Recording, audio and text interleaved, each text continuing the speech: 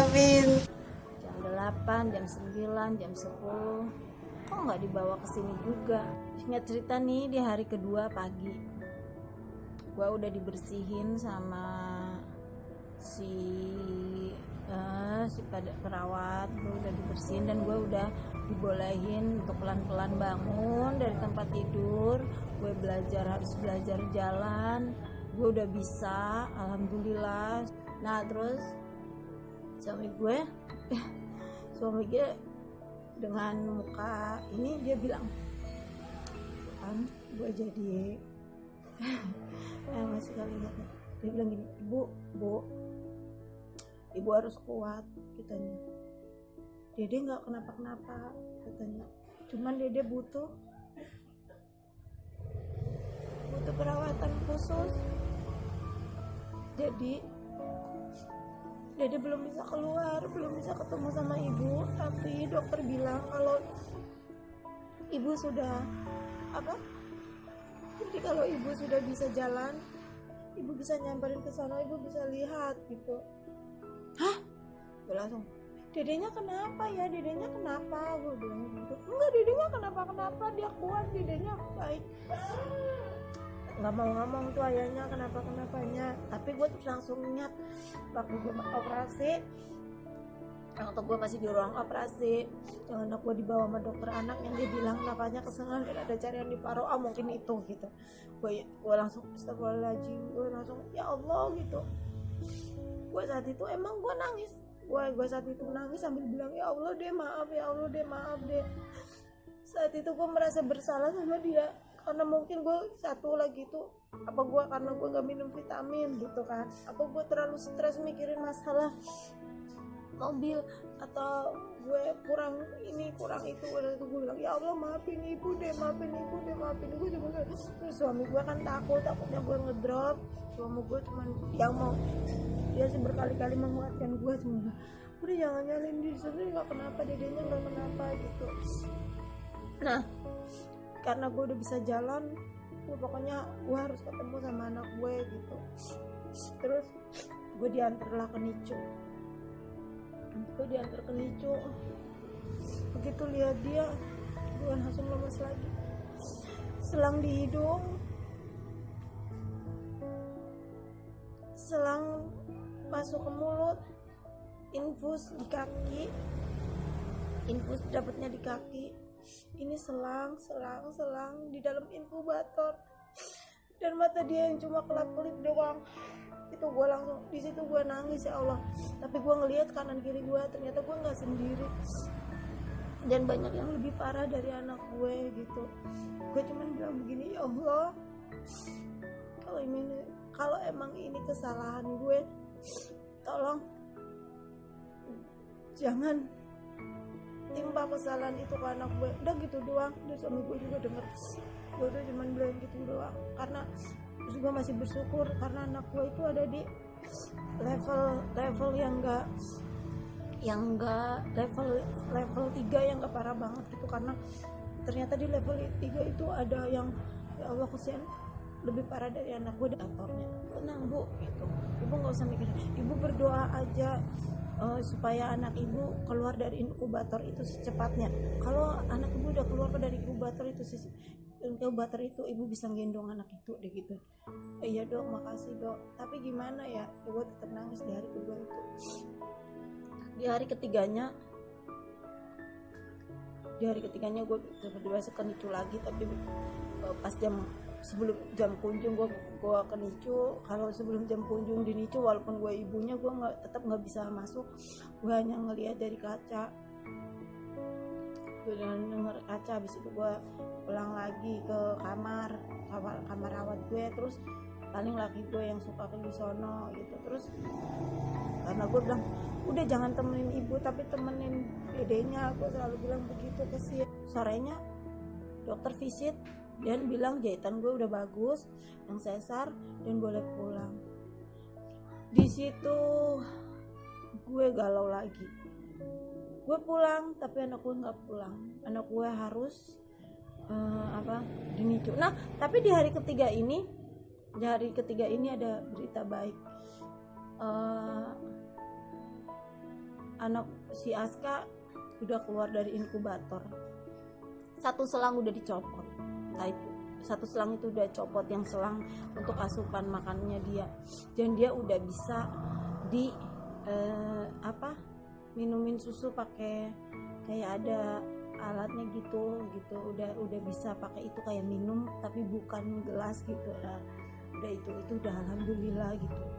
Tapi walaupun masih 30 cc 20 cc dia minumnya gitu, belum di yang seharusnya dia 60 cc gitu. Tapi itu udah bagus, itu udah ya ampun, itu aku udah seneng banget. Tapi gue sampai bilang ke suami gue, ya coba dia tanya bisa nggak diajak pulang, coba dia tanya. Suami gue udah tahu emang nggak bisa diajak pulang anak gue, jadi gue harus pulang sendiri gitu. Dan nah si dokter anak bilang, disuruh suami gue kali datang, ibu mau anak ibu sehat kan? Iya. Ibu mau nggak anak ibu selamanya, maksudnya ya namanya anak pasti ada angetnya ada ini, tapi maksudnya anak ibu tidak punya masalah yang lebih besar lagi di kemudian hari. Ya maunya seperti itu kata saya. Nah kalau ibu sayang sama anak ibu mau kayak gitu, ibu nggak apa-apa repot sekarang ibu bolak-balik rumah sakit, karena ibu pulang terus besok harus balik rumah sakit, harus ngelihat dia atau harus belajar untuk mengasihi dia, memberi ASI ke dia. Ibu mau repot sekarang apa ibu mau repot nanti selamanya kalau anak ibu ini? Bisa aja ibu bisa tanda tangan di atas materai, saya juga bisa aja tanda tangan di atas materai dan anak ini bisa pulang, saya lepas tangan karena ibu yang menginginkan. Tapi saya nggak mau gitu. Anak ibu itu masih harus dapat perawatan. Dan kalau anak ini udah bagus perawatannya, silakan ibu bawa pulang. Kalau anak ini udah nggak ada punya masalah gitu kan, pulang. Oh suami saya, iya dok saya ngerti. Terus kata dokter juga, saya tahu perasaan ibu, pasti berat buat ibu untuk pulang sendiri tanpa bawa anak ibu kan. Bilang, terus kata dokternya lagi, oke ibu gimana, setuju kan sama saya gitu? Iya dok, semua demi kebaikan dia, saya titip ya dok anak saya. Jangan khawatir kata dia. Maaf ya bu, istilahnya ibu nggak mikir biaya, tapi ibu pikirin kesehatan anak ibu aja, ibu doain. Dan itu dokternya Cina. Maaf kenapa saya bilang dokternya Cina, nggak semua dokternya Cina, dan baik banget, teliti, baik banget. Udah gue pulang melihat dia dulu, nungguin jam besukan dari jam 6, tapi gue harus pulang. Gue ngeliat dulu dari kaca, gue cuma bilang, dek ibu pulang dulu ya, cepet sehat gitu. Udah gue pulang, malamnya gak bisa tidur, bukan karena ngerasain sakitnya jahitan, gak ada sakit sama sekali. Itu bagus banget, aku gak ngerasain sakit aku, tapi aku ingat anakku, ya Allah aku pulang kok anakku gak pulang. Udah gitu aja baginya, karena suamiku kan masih cuti, paginya aku dianterin ke sono lagi, aku ke sono lagi. Nah begitu aku ke sono ada kabar baik, kata perawatnya, anak ibu udah 50 cc minum susunya, dan cuman alat yang buat pernapasan, nafasnya udah tidak tersengal, itu udah selangnya udah dicopot, jadi tinggal yang infus doang. Jadi ibu udah dari sekarang udah mulai bisa mengasihi dia, belajar untuk belajar untuk dia netek gitu, minum ASI langsung dari gue. Akhirnya gue ajarin dia, dan alhamdulillah banget, gue hari ketiga, hari keempat, hari kelima, hari keenam, hari ketujuhnya gue tuh kesono siang, udah kesono dianterin suami gue. Nah suami gue kan masuk siang, akhirnya gue yang pas jadi gue siang itu 2 kali ke rumah sakit, pas jam besuk siang sama jam besuk sore. Jam besuk sore jam 6 habis maghrib itu gue datang ke sono dianterin sama ponakan suami gue, si Lulu. Begitu gue nyampe pintu nicu, itu ada suara tangis yang kenceng banget. suara tangisan siapa? Perawatnya langsung bilang, itu ibu datang, udah haus ya. Ya Allah, itu si Aska, dia udah nangis sekencang itu, kata perawatnya tuh. Mukanya happy banget, perawatnya seneng banget. Terus akhirnya langsung gue cuci tangan, gue bersihin ini, langsung gue tetein.